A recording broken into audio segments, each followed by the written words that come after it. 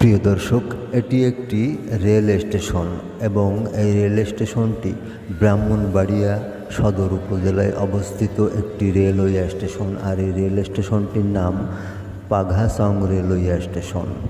আর এই পাঘাসং রেলওয়ে স্টেশনে এই কর্ণফুলী এক্সপ্রেসকে বসিয়ে জয়ন্তিকা এক্সপ্রেস থ্রুপাস করে চলে যাচ্ছে সিলেটের উদ্দেশ্যে।